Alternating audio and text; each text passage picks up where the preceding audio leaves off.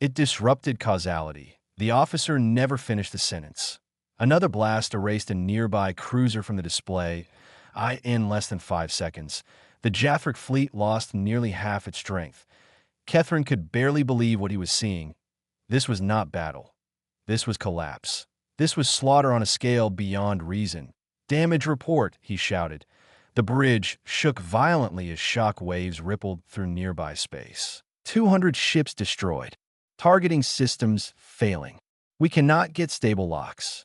The enemy platforms are shifting position without moving. Kethrin felt something ancient and unfamiliar rising inside him. Fear. Real fear. Not caution. Not concern. Fear. The kind that came only when the mind understood it had stepped into something far larger than itself. Still, he forced his voice steady. Maintain formation. Focus fire on the nearest clusters. We break the network, then push inward. But even as he gave the order, he knew the truth. There was no breaking this network. The hidden weapons had not only survived the fleet's attack, they had not even slowed down. Then the human ships appeared at first. The sensors could not identify them. There had been primitive human vessels on long-range scans earlier. Slow ships, clumsy ships, weak ships that matched every scout report. Those ships were gone, or rather, their disguises were gone. Across the inner system, vessel after vessel shed false outer hulls and revealed what had been hidden underneath. The bridges of Jathric warships filled with stunned silence as the new readings came in. These were not primitive ships. These were not even advanced ships. These were things from another age. Their hulls flowed like liquid metal, shifting shape as they moved. Their surfaces reflected light in strange ways, as if they existed half a step outside normal space. Their signatures changed every second. Their mass. Readings made no sense. Their engines did not burn. They folded space around themselves and glided forward like thoughts given form. An O1 on the Imperial Bridge spoke for several seconds. Kethrin stared at the tactical screen. Human warships were appearing all around the surviving fleet. Not through hyperspace. Not through any known jump method. They were simply arriving, instantly, silently. Beautiful, terrible. How many? Kethrin asked again. The sensor officer's hands trembled over his console. Unknown, Admiral. Our systems cannot count them properly. Their quantum states are unstable. They appear to exist across multiple positions at once. The human fleet spread outward in a smooth, perfect circle around the remaining Jathric ships. An wasted movement. An panic. An disorder.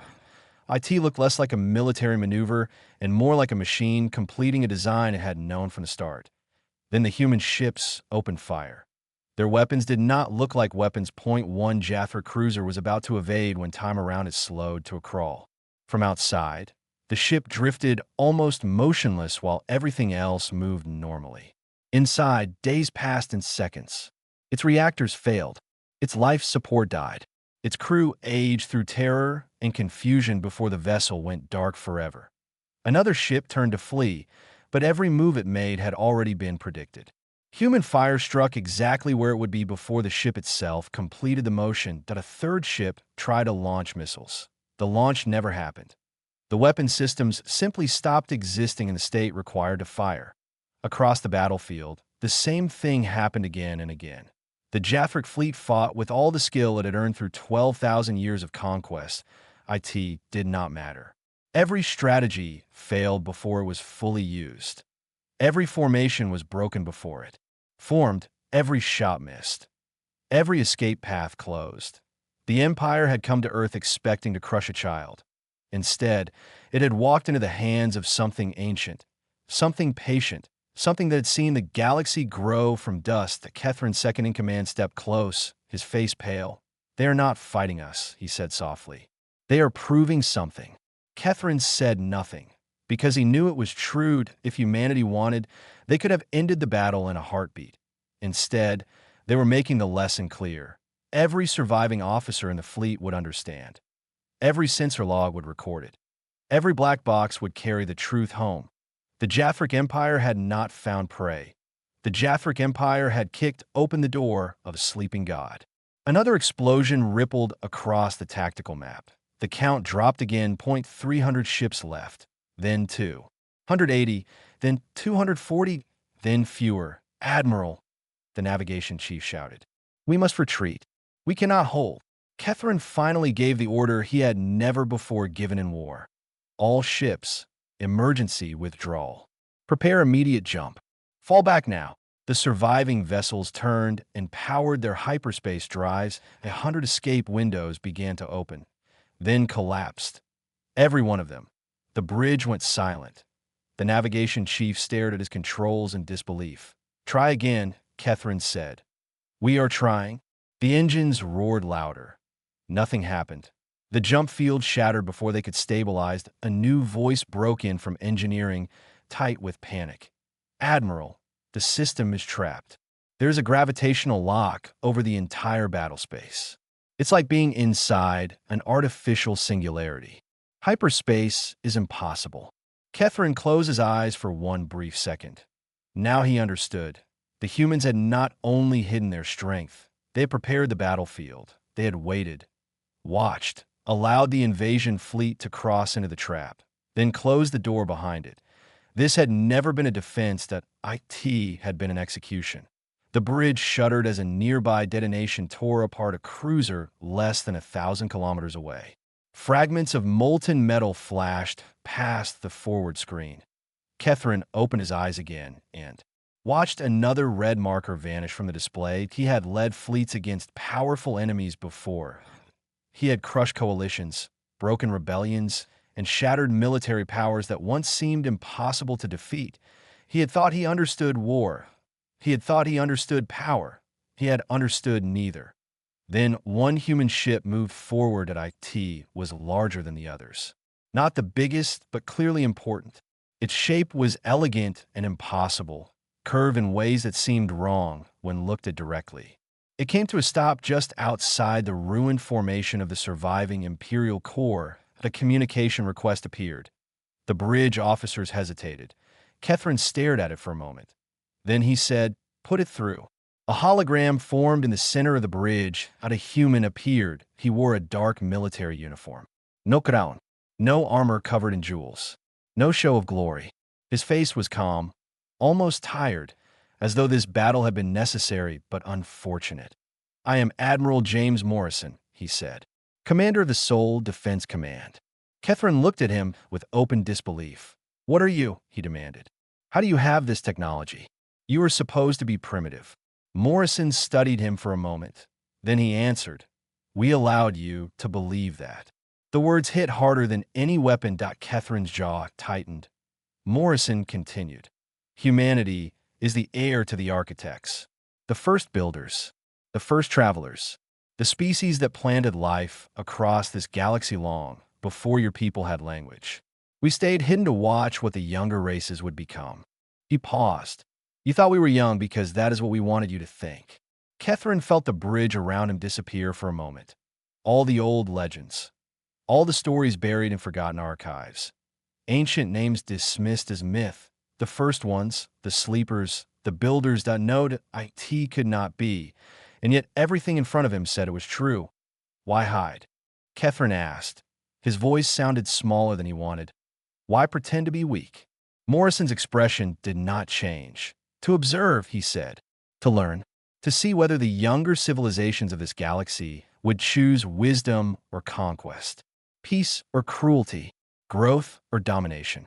He looked straight into Catherine's eyes. "Your empire made its choice." The bridge fell silent. Not one Jathric officer spoke. Not one breathed too loudly. They all understood now. This was judgment. The hologram flickered slightly as battle flashes lit the command deck. Catherine looked at the human admiral and felt, for the first time in his long life, ashamed, not just defeated, not just afraid. Ashamed, he had crossed the stars believing himself master of all he saw. Now he understood he had been seen from the beginning, measured, tested, found unworthy. Outside, another line of Imperial ships died. Catherine could feel the battle ending around him. His fleet was almost gone. His emperor's pride was burning away in silence. The legend of the Jathric Empire was being erased in front of his eyes. Morrison spoke once more. "You were given a warning," he said. "You chose not to listen."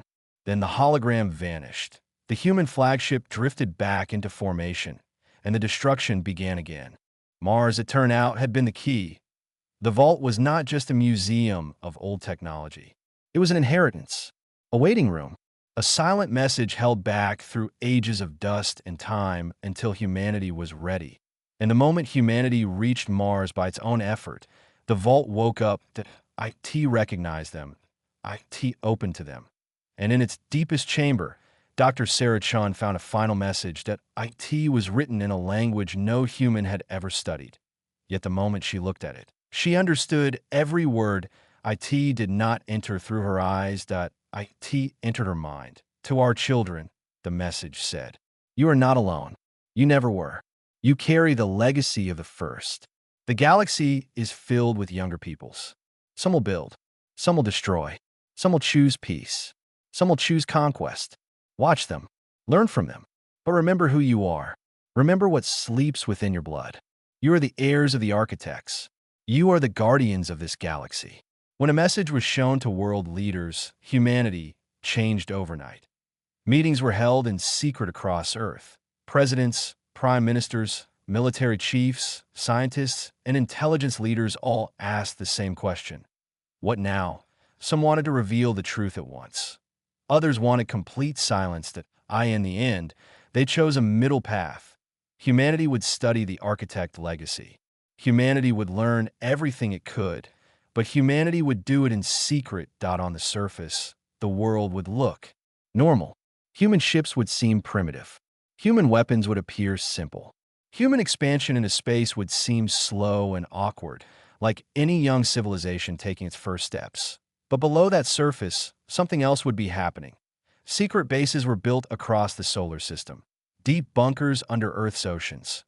Research cities hidden in the asteroid belt. Military stations buried beneath Europa's ice. Labs on the far side of the moon, where no telescope could see.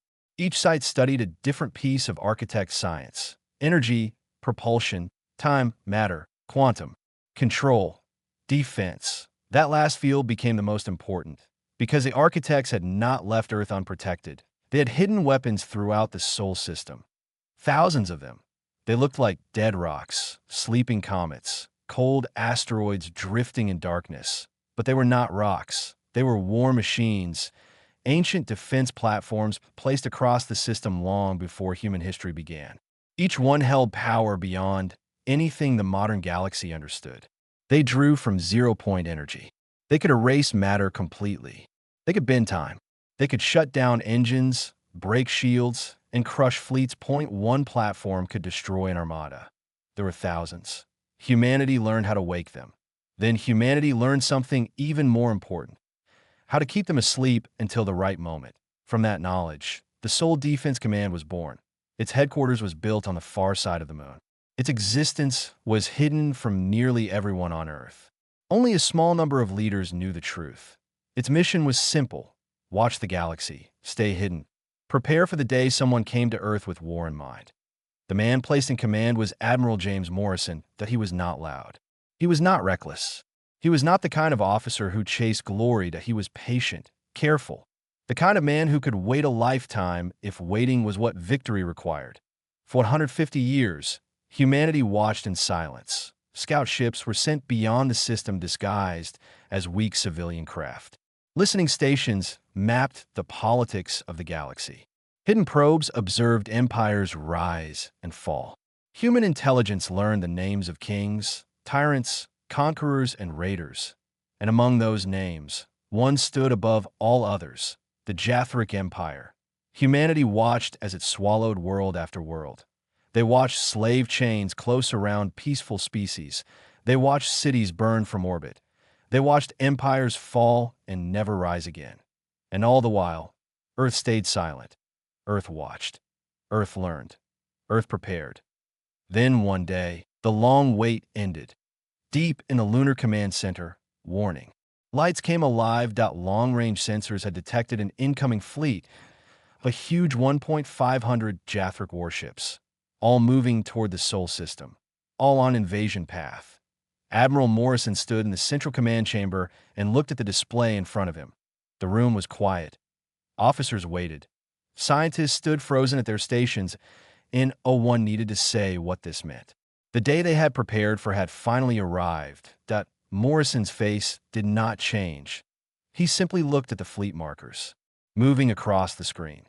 Then he gave the order humanity had been waiting 150 years to hear. Activate Defense Protocol Omega. The room came alive. Wake the network. Across the solar system, ancient systems began to stir. Asteroids in the outer dark started to glow from within. Hidden doors opened inside dead moons. Dormant stations unfolded like metal flowers waking to the sun. On Earth, ships that had looked weak and outdated began dropping their false outer layers. Their real hulls emerged beneath the disguise. On Mars, on Europa, in the belt under the moon, buried systems came online one by one. Morrison looked at the tactical display as the hidden grid lit up across the Sol system. For 150 years, humanity had slept. Now humanity was waking up, and the Jathric Empire was about to learn what it truly meant to threaten the heirs of the architects. The Jathric fleet arrived at the edge of the Sol system in perfect formation. 500 warships dropped out of hyperspace together. Space itself seemed to shake as they emerged. Their engines burned with deep blue fire. Their shields shimmered like walls of light. The darkness around them was filled with metal, power, and certainty. To Fleet Admiral Catherine, it was a beautiful sight. This was what victory looked like. He stood on the bridge of eternal dominion with his hands behind his back, calm as ever. Around him, officers watched their displays with easy confidence. No one on the bridge looked worried. No one expected trouble. Ahead of them stretched the Sol system, cold, quiet, ordinary. The distant sun glowed softly in the dark. The planets moved in their ancient paths. Small human ships appeared on the long-range scans, scattered and weak, exactly where the Empire had expected them to be. Catherine gave the first order. Begin full system scan. Find their military positions. Locate defense platforms. Mark all fleet assets. Yes, Admiral. Sensor waves spread across the system. Earth was identified within seconds. The Moon, Mars, the gas giants, the asteroid belt. Everything looked normal. Everything looked primitive. An officer turned from his station. Admiral, we're detecting only a few dozen human ships. Their vessels are spread across the system. Their engines appear weak. Their weapons are basic. We're seeing fusion signatures, rail systems, and low-level shield emissions. No advanced fleet concentrations detected. Catherine nodded slowly. The reports had been right. Even now, with invasion hanging over them, the humans had nothing to answer with. He almost felt disappointed. He had not expected a real challenge, but a small part of him had hoped for at least some resistance. Some final act of courage. Some desperate stand that might make the conquest slightly memorable. Instead, it looked as though Earth would fall without a fight. Catherine stepped toward the command platform. Open all channels, he said. The bridge crew moved quickly. Within moments, the Admiral's voice was ready to be broadcast across human communications, military bands, civilian satellites, orbital stations, and every signal line Earth could receive. Catherine straightened his uniform. Then he spoke. People of Earth, he said, his voice rolling across the system. This is Fleet Admiral Catherine of the Jathric Empire. Your system is now under Imperial control. You will surrender immediately. You will submit to Imperial authority. Any resistance will be crushed. Lay down your weapons, accept your place, and we may choose mercy. His message echoed out through the silence. The officers on the bridge waited. Catherine expected panic. He expected frantic replies. Please. Threats. Bargains. He expected fear. Instead, there was nothing and no answer. Only silence. 1 minute passed, then another. Some officers exchanged amused looks. Others smiled to themselves. A young tactical officer finally laughed under his breath. Perhaps they are too frightened to respond. Another said, perhaps they are already preparing surrender documents. Catherine kept his eyes on the displays. He did not like being ignored. Then, at last, A signal came through a single transmission. Weak by comparison to Imperial communications. Short, simple, cold. The message contained only 4 words: leave. This is your warning. For a moment, the bridge was silent. Then laughter broke out. The officers could not help themselves at a warning? From humans. From his tiny, weak, isolated species. The idea was absurd. Point one, the command staff leaned back, shaking his head. A warning from prey. Another smirked. They still do not understand what is happening. But Catherine did not laugh. His face hardened. He had spent his life crushing enemies. He could tolerate fear. He could tolerate anger. He could even tolerate brave last words. But mockery, that he did not forgive. These humans have confused silence with strength, he said. They need to be corrected. He turned to the fleet command display. All ships advance. Battle formation. Weapons charged. Move toward the inner system. 500 warships surged forward. The fleet began crossing the outer reaches of the Sol system like a moving wall of steel.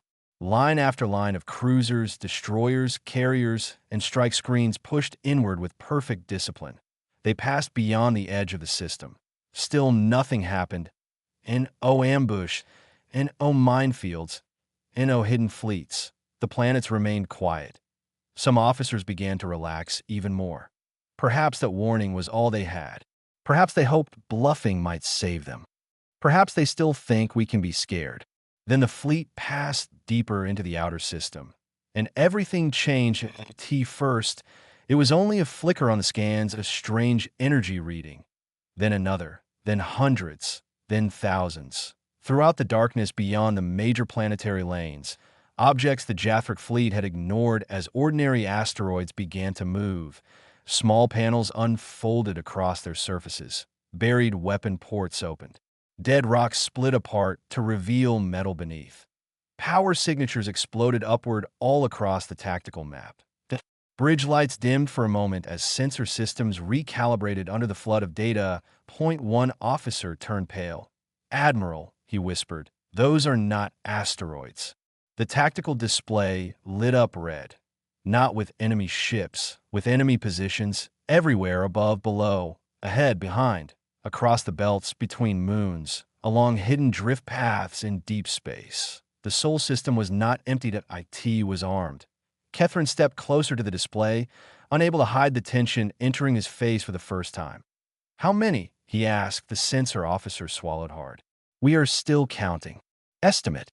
The officer stared at the impossible screen. "Thousands." A deep silence fell across the bridge. Catherine felt a weight settle into his chest. This was wrong. This was impossible. Their scouts had swept the system for months. Their sensors had missed nothing of value. Their reports had been clear.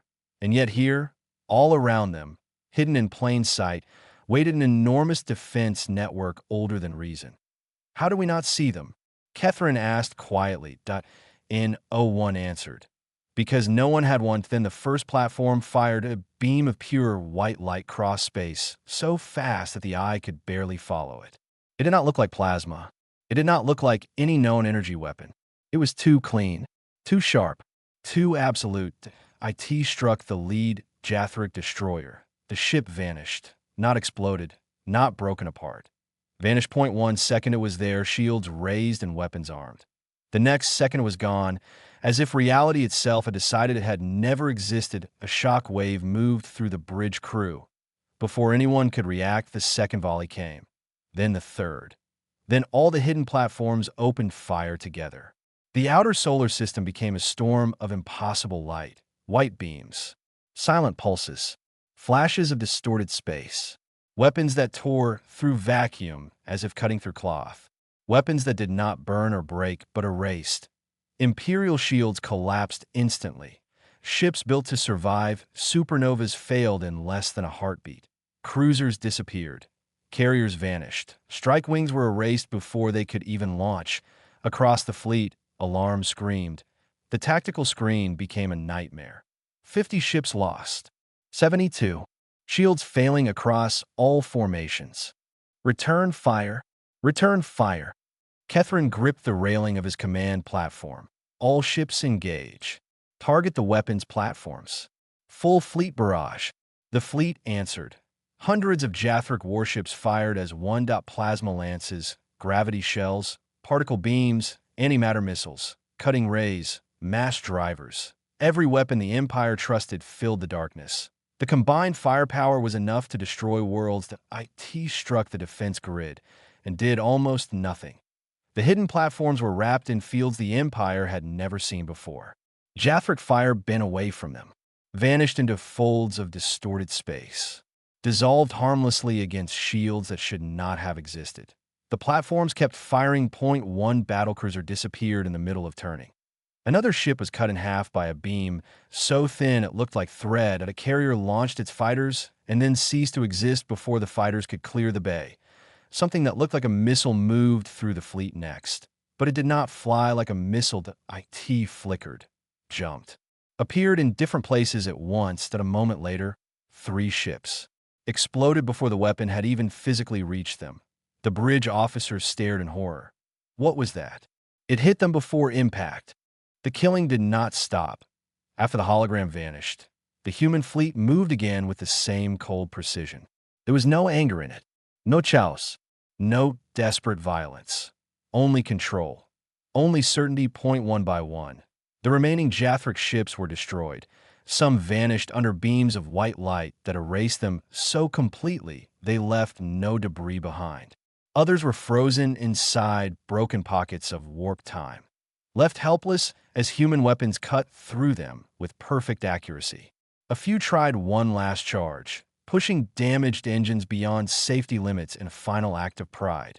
None of them got close. Fleet Admiral Kethrin stood on the bridge of Eternal Dominion and watched his fleet disappear.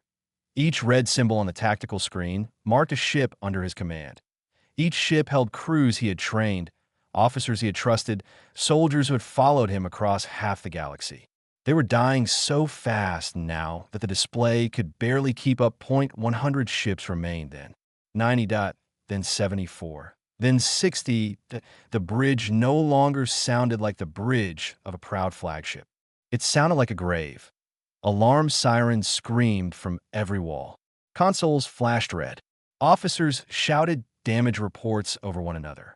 The deck shook again and again as shock waves from nearby destruction rippled through space and struck the flagship's shields. Hull damage on the outer port sections. Reactor output falling. Shield grid down to 17%. Long-range communications unstable. Kethrin heard all of it, but it felt distant, like sounds from another room, like echoes from a life that had already ended. His second-in-command stared at the tactical screen, unable to hide the horror on his face. "Admiral," he said quietly, "the fleet is gone." Kethrin did not answer at first, because the officer was right that IT was gone. The great invasion force the Emperor had assembled with such pride, the fleet that had left Imperial space like a wall of living metal, the fleet that had expected to conquer Earth in days, it no longer existed. All that remained were scattered survivors drifting inside a trap they could not escape. And above them all, the human ships waited like silent judges. Minutes passed. The number kept dropping. 40. Ships. 32.27. Each loss struck Kethrin harder than the last. Not because the battle was still in doubt, but because every destroyed ship drove the truth deeper into him. This was the end of Imperial certainty, the end of everything the Jathric Empire believed about itself. For 12,000 years, the Empire had thought itself the highest power in existence. Now it had found something older, something stronger, something it had never even known to fear. That a violent tremor shook the flagship. An officer was thrown from his station. Sparks sprayed from a wall panel. Smoke rose from a shattered control unit near the rear of the bridge. Direct hit on outer armor. Main weapon systems offline. Port engine damaged. Kethrin grabbed the edge of his command rail to steady himself. That he looked around the bridge. His crew looked broken. Some were bleeding. Some were frozen in shock. Some kept working only because training had carried them past the point where hope had already died. These were not conquerors anymore. They were survivors waiting for permission to stop pretending to last. The tactical display fell to 10 ships. Then 7. Then 5. Each one burned or drifted wounded beyond saving. And then suddenly the human fleet stopped firing. The silence that followed was worse than the battle. The surviving Jathric ships floated in open space, disabled, crippled, surrounded by impossible warships and ancient defense platforms that still glowed in the dark. An O1 on Catherine's bridge moved, and O1 spoke. Then a signal came through on all channels. Open broadcast. Every surviving ship could hear it. Admiral James Morrison's voice filled the bridge. Attention, surviving vessels of the Jathric fleet. This engagement is over. Catherine lifted his head slowly. Morrison continued, calm and clear. We are allowing one ship to leave the Sol system. A ripple of disbelief moved across the bridge. One ship, Morrison said, will return to your empire. One ship will carry witness. One ship will tell your emperor what happened here. Catherine stared at the tactical display, trying to understand. The humans could have destroyed every last vessel. They had every reason to, and yet they were choosing to leave one alive. Not out of mercy, T understood that at once. This was not mercy, it was a message, a warning carried in fear and memory. That Morrison's voice came again. That ship will return to your people and make this truth clear. Earth is not to be invaded. Humanity is not to be threatened. The Sol system is forbidden territory. There will be no second warning. The transmission ended. For several seconds, no one on the bridge spoke. Then Catherine looked down at the few surviving signals on his tactical display. His flagship was dying. Its drives were unstable. Its hull was failing. Even if the humans let it go, it would never survive the return journey. But one ship might, a heavy cruiser under Commander Sebeth, badly damaged, engines weakened, hull breached in multiple places, but still functional, still capable of one last jump. Catherine activated ship-to-ship command, Commander Sebeth. There was static, then the tired voice of the cruiser's captain came through. I hear you, Admiral. Catherine closed his eyes for one brief second, then opened them. You will leave the system. You will return to the capital. You will stand before the Emperor and tell him everything. You will show him the battle recordings. You will make him understand what Earth truly is. There was a pause. When Sebeth answered, his voice sounded hollow. Yes, Admiral. Catherine looked out through the cracked forward screen at the terrible beauty of the battlefield. He could see pieces of ruined ships turning slowly in the dark. Clouds of glowing metal, torn hull sections, dead engines, silent debris where proud fleets had once been. And among it all, the human ships remained untouched. Untouched. That fact hurt more than anything. The Empire had come with 500 warships. Human losses were none. A section of space ahead of Sebeth's cruiser suddenly cleared. The heavy gravitational lock that trapped the whole battle space loosened in one narrow lane, just enough for a single ship to escape. The humans were keeping their promise. Sebeth's damaged cruiser limped forward. Its engines burned unevenly. Atmosphere leaked from a split along its side. Parts of its armor were gone completely. But still it moved. On Catherine's bridge, everyone watched in silence. The cruiser accelerated, reached the opening, and then vanished into hyperspace. The last survivor, the only witness. The one ship chosen to carry the Empire's humiliation home. Catherine exhaled slowly. This was how it ended. Not with a final charge, not with a heroic stand, but with testimony. With a warning, with the Empire forced to hear the truth from its own broken survivors. A final signal appeared on the bridge. No words, no demands. Only targeting locks. Catherine looked up at the stars one last time. He thought of the Emperor, of the throne room, of the cheers when the invasion had been announced, of the arrogant confidence in every voice. Then the human weapons fired, and Eternal Dominion, flagship of the Jathric invasion fleet, vanished from existence. The Battle of Sol was over. Total battle time, 43 minutes. Jathric losses, 500 warships. More than 2 million personnel. Gone.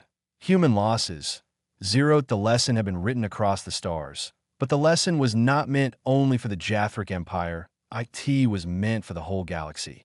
Commander Sebeth's cruiser tore through hyperspace like a wounded animal. The journey back to Imperial space took days. Days of silence. Days of horror. Days spent trapped inside the memory of what he had seen. His crew moved through the ship like ghosts. Some did not speak at all. Some stared at walls. Some replayed fragments of battle recordings over and over, as if repeating the impossible might somehow make it understandable. He never did. Sebeth sat alone in his private quarters and watched the combat logs again. The first wave of hidden platforms waking up. The shields of Imperial ships failing like thin glass. Human vessels stepping out of disguise. Weapons that bent time. Weapons that erased matter. Weapons that made the greatest military force in the galaxy look like frightened children. He watched until his hands shook. Then he watched again. Because every time he closed his eyes, he saw the same thing: 500 ships entering. The Sol system and Pride.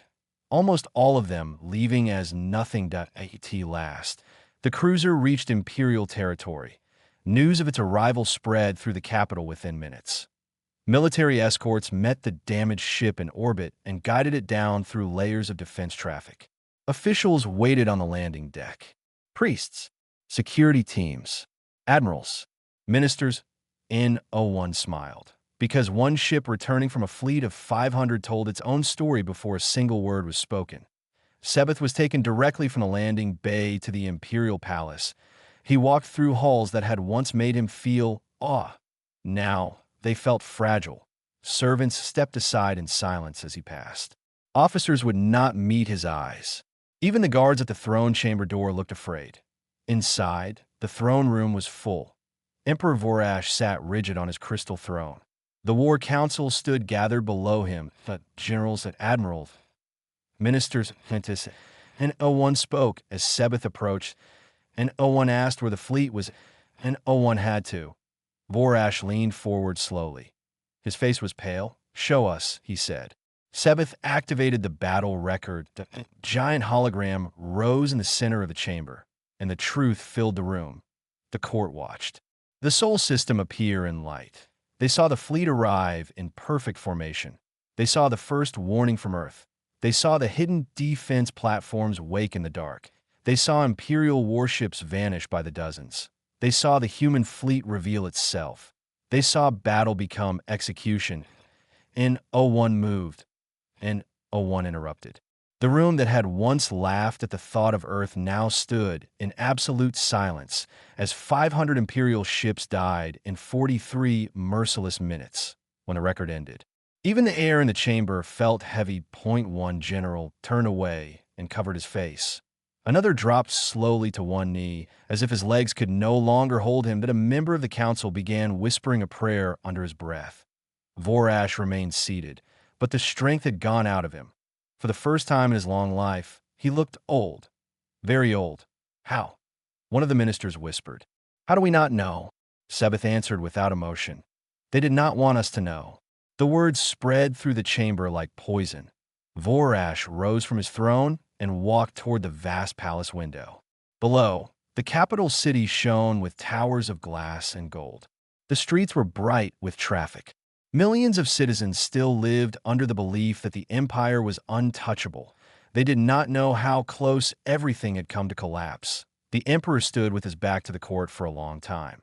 Then an older woman stepped forward from the edge of the council. She was the chief imperial archivist, a scholar of ancient records and forgotten myths.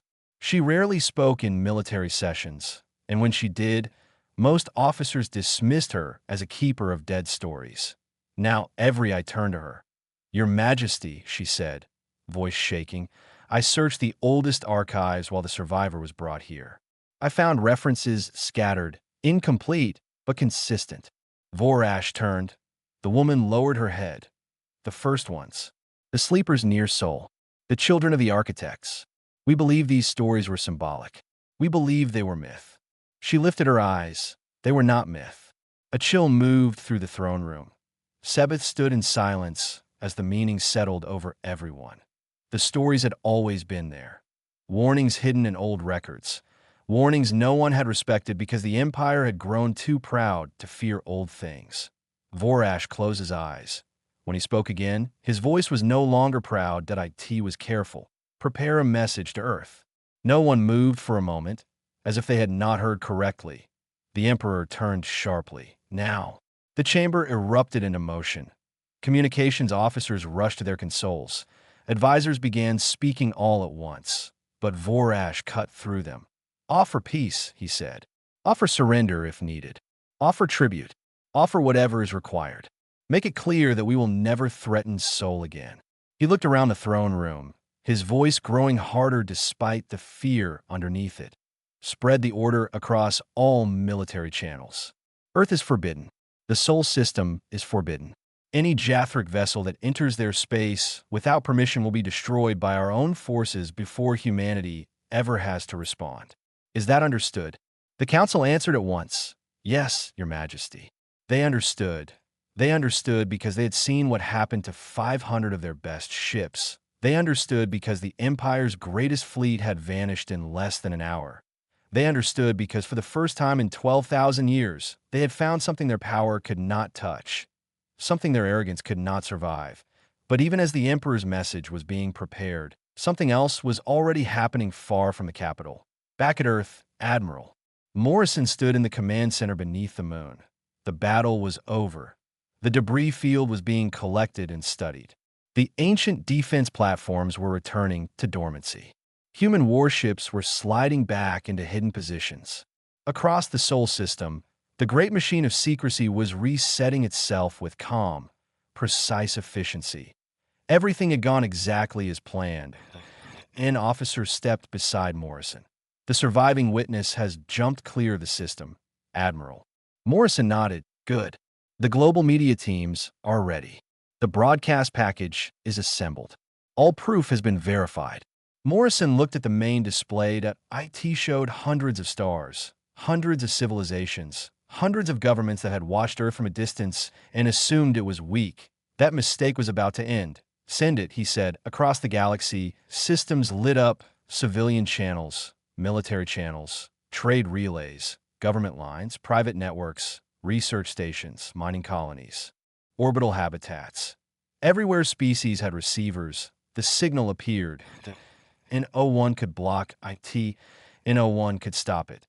The message began with footage. Real footage. Unedited. The arrival of the Jathric fleet. The warning from Earth. The awakening of the hidden network. The destruction of 500 warships. 43 minutes of battle compressed into a short, terrible record. World after world watched in stunned silence. Then the image changed. Admiral James Morrison appeared on the screen that he stood in. Full dress uniform. Behind him floated Earth, blue and calm against the darkness of space. His face was steady. His voice was clear. Greetings to all civilizations of the galaxy, he began. My name is Admiral James Morrison. I speak for humanity. I speak for Earth. He paused, letting the image of Earth fill the silence. For many years, you have watched us. You have studied us. You believed us to be young, primitive, harmless. His eyes hardened slightly. You were wrong. As he spoke, the broadcast shifted between his image and records from the Mars Vault. Ancient technology, architect symbols, star maps older than history. Proof, not rumor, not legend. Proof. Humanity is the heir to the architects, Morrison said. The first civilization to rise in this galaxy. Your oldest ancestors reached the stars because the architects seeded life across countless worlds. Their legacy now belongs to us. Across the galaxy, scholars, rulers, admirals, and ordinary citizens watched in disbelief. Morrison continued. We remained hidden because we wished to observe, to see what the younger peoples of this galaxy would become. Some of you chose peace. Some of you chose conquest. The Jathric Empire chose to invade our home. The battle footage returned, the fleet dying, ships vanishing, the impossible human weapons, the complete defeat. You have seen the result, Morrison said. 500 warships destroyed, more than 2 million dead. This is the cost of aggression against Earth. His voice became colder. Let this be understood by all. The Sol system is not to be invaded. Humanity is not to be threatened. Any force that attacks our world will be met with immediate and total destruction. He let the warning stand for several seconds. Then his tone changed. Not softer, but broader. This message is not only a warning. It is also a declaration. Behind him, Earth turned slowly. Humanity will no longer remain hidden. We will take our place openly among the civilizations of the galaxy. Not as conquerors, not as tyrants, but as guardians. Images began to appear behind the Admiral now. Peaceful worlds, civilian ships, colonies damaged by raiders, worlds that had suffered under stronger powers. We will protect those who seek peace. We will stand against those who spread slavery, conquest, and suffering. We will offer friendship to the willing. We will offer justice to the oppressed. And we will bring consequences to those who continue to rule by fear. Then came the final image. Earth alone in darkness, beautiful, quiet, untouched, a world that still looked gentle, a world that no longer needed to hide what it was. The broadcast ended, and the galaxy changed. On peaceful worlds, people celebrated. For the first time in generations, there was hope that the great empires of war could be stopped. On violent worlds, military rulers sat in silence. Fleet records were reviewed, defense plans rewritten, conquest schedules canceled, because now they knew. Now, everyone knew. Earth was not prey. Earth was not a forgotten world at the edge of civilization. Earth was the home of the sleeping heirs of the first builders, and they had awakened. 3 months after the Battle of Sol, the galaxy still had not recovered from the shock. Every major government had seen the footage. Every military had studied it. Every ruler, warlord, emperor, and council had watched 500 Jathric warships die in less than an hour, and no one laughed at Earth anymore.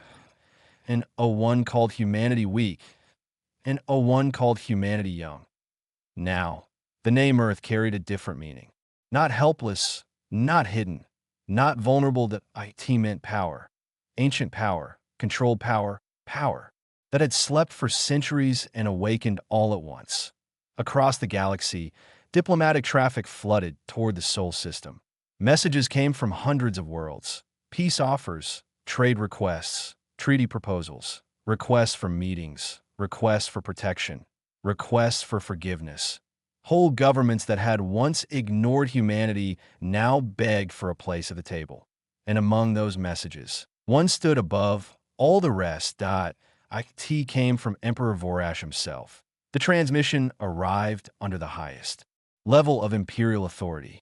No delay, no pride, no attempt to hide its purpose. Admiral Morrison received it inside the Lunar Command Center. The room was quiet as the signal opened. Then Emperor Vorash appeared. He was no longer dressed in robes of conquest. He wore simple imperial white. No hues, no grand display, no sign of the overwhelming pride he had shown when he sent his fleet to Earth.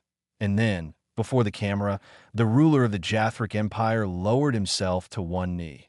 The command room stayed silent. Even the officers watching the transmission understood what they were seeing. This was history. For 12,000 years, the Jathric Empire had forced others to kneel. Now its emperor knelt before Earth. Vorash lowered his head. "We offer our complete surrender," he said. His voice was tight with fear and shame. "We offer tribute. We offer obedience. We offer anything your people demand. We ask only for peace." No one in the room moved. Morrison watched in silence. Part of him felt a grim satisfaction. The empire that had crossed the stars to enslave Earth had been brought to its knees in 43 minutes. But another part of him felt something else. Not pity, exactly. Something colder. Something clearer. This was not the future humanity had awakened to create. Humanity had not revealed itself to become a new empire. Humanity had not stepped into the light to rule through fear. This Morrison gave his answer. "Emperor Vorash," he said, "humanity does not accept your surrender." The emperor looked up sharply, confused. Morrison continued, "We do not want your throne. We do not want your empire. We do not want your people as subjects. We do not intend to replace one tyranny with another." A long silence followed. Then Morrison's face hardened. "But there will be terms." Behind him, a series of documents appeared on the display. Official demands, binding terms, conditions for continued survival. The Jathric Empire will immediately halt all territorial expansion. All slave worlds under imperial control will be released. Forced labor systems will be dismantled. Occupation armies will withdraw from conquered populations. Imperial military strength will be reduced to defensive capacity only. Vorash listened without interrupting. There was no bargaining left in him. He had already seen what happened when Earth was challenged. Morrison spoke the final line with perfect calm. You may remain independent. But if your empire returns to conquest, humanity will finish what began in Sol. Vorash bowed his head. I accept. And just like that, one of the oldest tyrannies in the galaxy began to break apart. The effects were immediate. Within weeks, Jathric occupation fleets started leaving conquered systems. Slave processing worlds were shut down. Military governors were removed. Prison camps were opened. Chains that had lasted generations were broken in days. Across dozens of worlds, people stepped into freedom for the first time in centuries. Some did not believe it at first. Some thought it was a trick. Some wept in the streets when they saw the Imperial banners coming down. Others stood in silence, too numb to celebrate, too damaged to understand that the nightmare was really ending. And everywhere, one truth followed the retreating Jathric fleets. Humanity had changed the galaxy. Not with invasion, not with conquest, but with a single demonstration of overwhelming force and a decision not to abuse it. That choice mattered. Because every other power in the galaxy was watching, some rulers understood the lesson immediately. They opened diplomatic channels with Earth. They offered peace treaties. They reformed their border policies. They reduced raids. They withdrew armies from contested systems. They chose survival. Others made a different choice. They looked at the Battle of Sol and told themselves it had been exaggerated. They said the footage was altered. They said the Jathric Empire had become weak. They said no species could truly hold that much power. One of those governments was the Krell Dominion. The Krell ruled only a small region of space compared to the great empires, but they were brutal. They lived through raiding, slave-taking, and terror campaigns against weaker systems. Their leaders believed that fear was the natural order of the galaxy.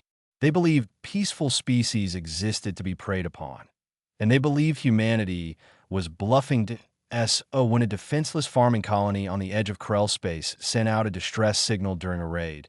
The Krell expected no one to stop them. They were wrong that a single human warship arrived.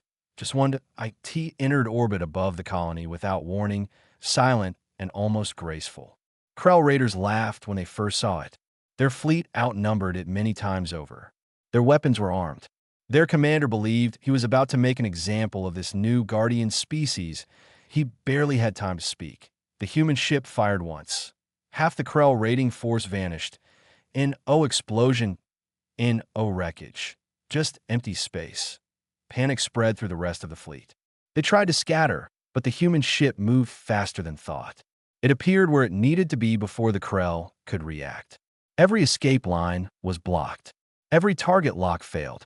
Every attempt to run ended in silence and light. In less than a minute, the raid was over. The colony was untouched. The Krell fleet was gone. Then the human ship jumped directly to the Krell homeworld. IT did not hide. That IT did not threaten with speeches. That IT simply appeared in orbit. Every sensor on the planet locked onto it. Governments panicked. Fleets rushed to battle stations. Civilian networks flooded with fear.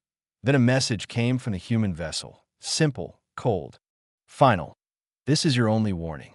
End all raids. Free all slaves. Reform your government. Or be erased. The Krell leadership tried to stall. They demanded proof. They asked for time. They hoped the human ship would leave. Instead, the ship turned toward one of the system's moons. A flash of light crossed space. The moon vanished. Fireball. Shattered debris. Fragments spinning into orbit. One moment it existed. The next moment it was gone. The message needed no second explanation. The Krell Dominion surrendered within hours. Across the galaxy, everyone heard about it. Now there could be no doubt. The Battle of Sol had not been luck. Humanity was not bluffing. Humanity's power was real, and humanity was willing to use it. But just as important as that was the other truth spreading from world to world. Humanity did not destroy those who surrendered. Humanity did not build camps, did not take tribute worlds, did not place crowns on its own heads. That IT punished aggression. Then stepped back. that pattern mattered even more than the power itself. Because now peaceful species began to trust Earth Point. One of the first delegations to arrive came from the Vani. The Vani were a gentle people. Artists, farmers, teachers, thinkers. For centuries, they had lived under Jathric rule. Their culture had been controlled. Their resources had been taken. Their children had grown up beneath occupation. Now, for the first time in generations, they were free. Their delegation came not to bargain, but simply to speak. Ambassador Terra led them. She was old, with calm eyes and blue skin marked by the scars of hard years. When she stepped onto Earth for the first time, she moved slowly, taking in the sky as if she still could not believe this world was real. She was brought before Admiral Morrison at the Lunar Diplomatic Station. The meeting room was simple. No thrones, no giant banners, no theatrical power, just a long table, a view of Earth beyond the glass, and two peoples meeting as equals. Tara stood before Morrison in silence for a moment. Then tears filled her eyes. "We believed we would die as slaves," she said quietly. "We believed our children would die as slaves. We believed no one was coming." Her voice shook. "You gave us our world back." Morrison looked at her for a long moment. In her face, he saw the cost of humanity's long silence. All those centuries spent hiding, watching, waiting, studying, while species like hers suffered under powers humanity could have crushed at any time. That truth had weight, and Morrison did not try to escape it. "We should have acted sooner," he said. Tara looked at him in surprise. Morrison continued. "We told ourselves we were observing, learning, preparing. But while we waited, others suffered. While we stayed hidden, tyrants ruled. That was a choice. And some of its cost was paid by people like yours." The room stayed still. Tara listened carefully. "We cannot undo that," Morrison said. "But we can decide what comes next." He leaned forward slightly. "Humanity does not want repayment. We do not want worship. We want cooperation. We want peace. We want a galaxy where no child grows up in chains because stronger powers find it convenient." For the first time, Tara smiled. IT was small, tired, but real. Then she gave the answer that would soon spread through hundreds of peaceful worlds. "Then you are not just powerful," she said. "You are worthy." Within a year, the shape of the galaxy had begun to change. Old trade routes that had once been full of pirates and raiders became safe. Occupation armies withdrew from systems they had held for centuries. Smaller powers that had once survived only by pleasing violent empires now started negotiating openly with Earth. Human ships appeared in key regions of space, not in conquering fleets, not in occupation formations. They came as observers, peacekeepers, escorts, and protectors. Where they appeared, wars cooled. Raiders vanished. Smugglers disappeared. Slavers either surrendered or died. And yet Earth itself remained strangely ordinary on the surface. People still woke up and went to work. Children still went to school. Families still argued over dinner and laughed at television and planned for the weekend. Life on Earth did not become some giant military ritual overnight, but something had changed deep inside the human spirit. The stars no longer felt distant. They no longer felt like mystery alone. Now they felt like inheritance. Young people looked upward with new pride. They knew the truth about the architects. They knew humanity had once helped shape life across the galaxy. They knew Earth had stood against the greatest empire in known space and won without losing a single ship. Applications to the Sol Defense Command surged. Military academies filled. Research centers expanded. Engineering programs doubled. Everyone wanted to be part of what came next. But humanity's leaders were careful. They did not let victory become arrogance. They did not let pride become empire. Alongside new defense fleets, they built universities open to allied species, shared research stations, diplomatic schools, medical programs, reconstruction networks for damaged worlds, systems that would bind the galaxy together not through fear, but through trust. Slowly, something new began to rise. Not a human empire, something different, a human-led order built on a simple idea. Power exists to protect, not to dominate. And that idea was about to be tested on the largest stage the galaxy had ever seen. 5 years after the Battle of Sol, The galaxy looked nothing like it had before. The old age of conquest had not vanished completely, but had been broken. The great powers no longer moved carelessly. Empires no longer expanded without thinking. Raider fleets no longer crossed open space, believing no one would stop them. Now, everywhere there was caution. Every ruler remembered what had happened to the Jathric invasion fleet. Every military academy studied the battle. Every government understood the same truth. Humanity could destroy almost anyone, but it had chosen not to rule that way. That choice changed everything that I in those 5 years. Earth became the center of a growing new order. Diplomatic stations rose in orbit around peaceful worlds. Shared research outposts were built along major trade routes. Reconstruction fleets helped rebuild systems damaged by occupation and war. Human advisors worked with alien governments, not to control them, but to help them stand on their own. Slowly, carefully, trust began to grow. Species that had once feared one another started speaking. Worlds that had once lived under empires started planning futures of their own. Old enemies began sitting at the same table. IT was not easy, that IT was not perfect. Some grudges were centuries old. Some wounds were too deep to disappear in a few years. Some leaders still distrusted humanity, and some always would. But even they could not deny what had changed. For the first time in living memory, there was a real chance for peace to become something more than a pause between wars. To mark that moment, a great gathering was called. Representatives from 300 species were invited. They came from every corner of known space. Former slave worlds, former empires, trade unions. Scholars, military observers, spiritual leaders, scientists, farmers, statesmen. People who had once lived in fear beside one another now traveled to Earth for the same reason. To sign the Galactic Cooperation Treaty. The ceremony was held on Earth itself. For many of the visitors, it was their first time standing on the human home world. They expected a planet wrapped in military steel. A world hardened by its own power. A fortress pretending to be peaceful. What they found instead surprised them.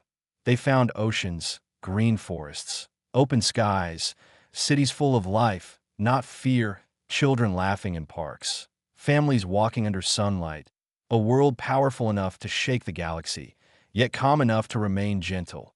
That mattered, because it reminded them of something important. Humanity had not built its strength from hatred. IT had built it from patience, from memory, from choice. Ambassador Terra arrived with the Vana delegation. Just before sunrise on the day of the ceremony, she stood on a balcony overlooking the gathering place and watched the first light spread across the sky. Around her, banners from hundreds of species moved in the breeze. Shuttles landed in the distance. Delegates in dozens of forms and colors walked through the long stone paths toward the main hall. 5 years earlier, Terra had come to Earth to say thank you. Now she had returned to help build what came after. She looked older than before, but stronger too. There was peace in her face now. Not complete peace, in one who had suffered as much as she could ever be fully untouched by the past. But there was freedom there, and hope. That alone was a miracle. Inside the great assembly hall, the delegates took their places. The room was enormous, built to hold many kinds of bodies, many kinds of voices, many kinds of histories. Above them hung no imperial seal, no symbol of dominance. Instead, at the center of the chamber floated a single image, a field of stars surrounding Earth. Not Earth above the galaxy, Earth within it. That detail had been chosen very carefully. Admiral James Morrison stood near the front of the hall, waiting for the ceremony to begin. He looked older too. The years since Seoul had been full. There had been diplomacy, crises, reforms, rebuilding, careful uses of force, and even more careful refusals to use it. He had become one of the most recognized figures in galactic history, but he still wore the same expression he had worn during the battle, calm, measured, controlled. He did not look like a conqueror. That was important too. When the final delegates arrived and the hall fell silent, Morrison stepped to the center platform. The cameras came alive. The signal spread outward. Within moments, thousands of worlds were watching. The admiral looked across the gathered species and began to speak. 5 years ago, he said, Humanity revealed itself to the galaxy. His voice was steady and clear, carrying easily through the giant hall. We showed our power. We showed our technology. We showed what we were capable of. Many of you remember that day for the fear it caused. Many of you remember it for the warning it carried. He paused. That memory is real. It matters. But power is not what defines us. The hall stayed silent.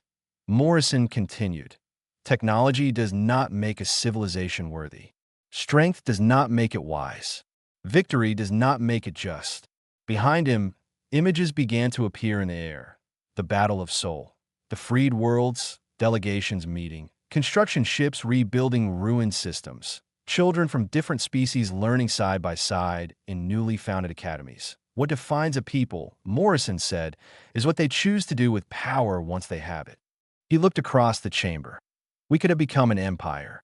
After Seoul, no one could have stopped us. We could have ruled through fear. We could have taken tribute. We could have demanded obedience from every world that trembled at our name. Another pause. We chose not to. The words landed with quiet force, because every delegate in that hall knew they were true. Humanity had possessed the ability to dominate the galaxy, and had stepped away from it. But Morrison's eyes moved from face to face, species to species. We are the heirs of the architects, he said. That is true. We carry an ancient inheritance. We hold knowledge and tools older than any living civilization. But inheritance is not identity. The images behind him shifted again. Now they showed ordinary humans, workers, teachers, doctors, children, families. They showed alien allies too. The Vani, former Jathric slave worlds, peaceful merchant species, scholars from systems once isolated by fear. We are not defined only by what came before us, Morrison said. We are also defined by what we learned from those who came after. That line drew attention through the whole chamber. Morrison let it sit there.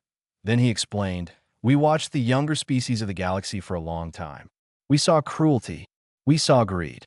We saw conquest. But we also saw courage. We saw kindness. We saw cooperation in places where survival should have produced only fear. We saw peoples who had every reason to become cruel choose dignity instead. He placed one hand against the podium, and we learned from that. Tara listened from her seat and felt her throat tighten, because she understood what Morrison meant. Humanity had once believed it could stand outside galactic history and judge it from a distance. But in waking, it had also changed. In helping others, it had been reshaped by them. That was why this new order mattered. IT was not a gift handed down from above. IT was something being built together. Morrison gestured to the delegates gathered in the hall. This is the future before us. Not a human empire. Not a human dominion. Not peace enforced by silence. A community of worlds where every species has a voice. Where every civilization has the right to live without chains. Where strength serves law, and where law serves life. He spoke the next words more slowly. We cannot erase the past. Too many worlds have suffered. Too many people have died. Too many generations were raised in fear. But we can decide what future will follow that past. The main display behind him changed again. Now it showed the treaty itself. Its central principles appeared line by line in light. Mutual defense against aggression, protection of sentient rights, free movement of peaceful trade, prohibition of slavery, joint scientific exchange, equal representation under treaty law, respect for the sovereignty of all member worlds, simple ideas, powerful ones. The kind of ideas that sound obvious only after enough blood has been spilled to make them necessary. Morrison looked at the treaty, then back to the hall. This document will not create perfection, he said. There will still be conflict. There will still be fear. There will still be those who reject peace because power without conscience feels easier. But this treaty is a beginning, a decision, a line drawn across history. He took a breath. And today, together, we choose to cross it. For a moment, the hall remained absolutely still. Then the delegates began to rise. Not because they were ordered to, not because they were afraid, because they believed. One by one, representatives came forward, some signed with hands, some with light, some with genetic seals, some with voice patterns, some with pressure marks in soft metal. Different species, different histories, different wounds, all binding themselves to the same future. Ambassador Terra was among them. When her turn came, she stood before the treaty with tears in her eyes. Not tears of grief this time, though grief was still somewhere inside her. These were tears of disbelief. She had been born in chains. She had lived under occupation. She had once believed freedom belonged only to dreams. And now she was signing a treaty on Earth, in open daylight, as an equal among hundreds of worlds. Her hand trembled slightly as she placed her seal beside humanity's. She thought of the children of her world, children who would grow up not under the shadow of imperial banners, but under a sky where the future had room for them. That was what this day meant. When the final signature was placed, the hall erupted. Applause rolled through the chamber like thunder. Voices rose. Species who had once feared one another stood together. Some embraced, some wept, some simply sat in stunned silence, realizing they had lived long enough to see the impossible become real. Outside, celebrations spread from city to orbit. Across Earth, crowds gathered to watch the signing. Across allied worlds, lights filled the skies. Across former slave systems, bells rang for the first time in generations. And even on worlds that did not join the treaty, even among cautious governments and suspicious rulers, one truth settled more deeply than ever before. The galaxy had entered a new age, not because war had vanished, but because, for the first time, peace had power behind it. That evening, after the ceremony had ended and the crowds had begun to thin, Ambassador Terra stood alone beneath the open sky on Earth. It was night now. Above her, the stars shone clearly, as so many stars, as so many worlds. Once, that sight would have filled her with fear. Too many horrors had come from the darkness between suns. Too many fleets, too many chains, too many memories, but not tonight. Tonight, for the first time in her life, she looked upward and felt something else. Safety, because humanity was there, watching, guarding, not as masters, not as gods, but as protectors who had chosen restraint when domination would have been easier. Morrison stepped out beside her after a while. For a time, neither of them spoke. They simply looked at the stars. The T-last Terra broke the silence. "Do you think it will last?" she asked. Morrison thought about the question. He thought about empires, about pride, about fear, about how easily civilizations forgot hard lessons once comfort returned. Then he gave the only honest answer. "Not by itself," he said. "Nothing good lasts by itself. It lasts because people choose it again and again. Every generation, every world." Terra nodded slowly. That made sense to her. Peace was not a gift, it was work. Then Morrison looked up at the stars and spoke more quietly. "The galaxy tried to invade Earth because it thought we were weak," he said. "It saw what we allowed it to see.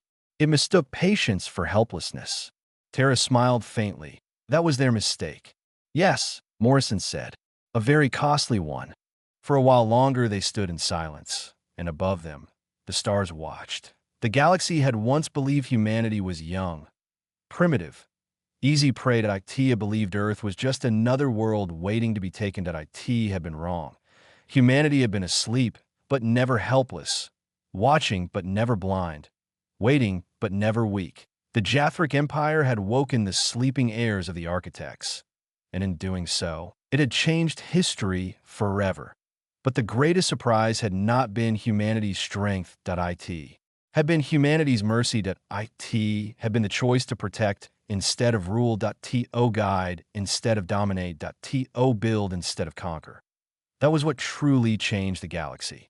The age of conquest did not end because a greater empire rose. It ended because the most powerful civilization in existence chose not to become one.